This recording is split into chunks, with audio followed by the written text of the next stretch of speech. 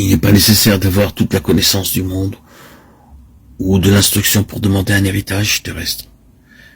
Mais pour nous, croyants, cela prend parfois de nombreuses années pour apprendre la valeur de notre héritage céleste. Apprenons-le maintenant, la parole de Dieu est si claire et évidente. Lorsque nous recevons notre Seigneur comme notre Sauveur personnel, il nous est donné le droit et l'autorité de devenir les fils de Dieu.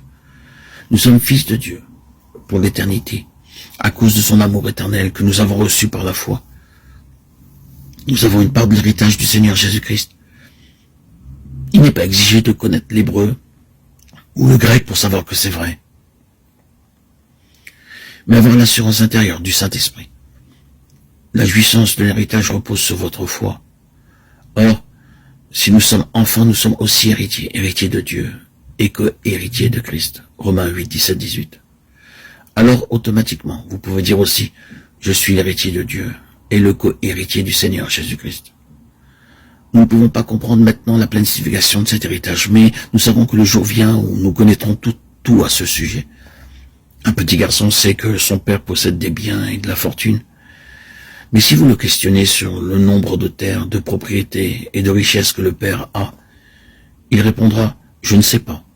Il est trop jeune pour savoir cela maintenant.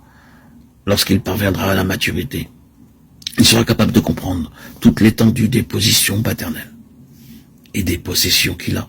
Aussi, alors que nous ne pouvons pas comprendre maintenant notre héritage, lorsque nous verrons notre Seigneur face à face et lorsque l'œuvre de grâce sera parfaite, nous connaîtrons toutes choses.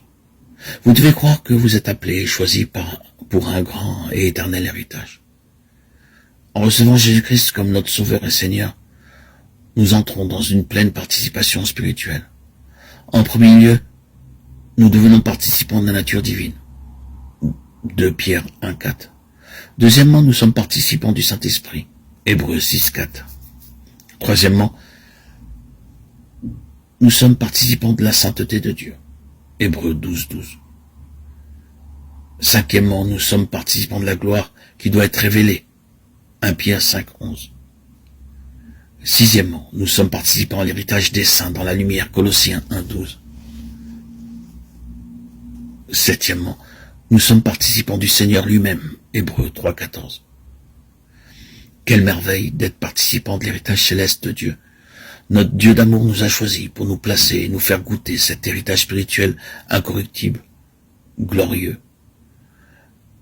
Vous devez croire que vous avez une part dans cet héritage.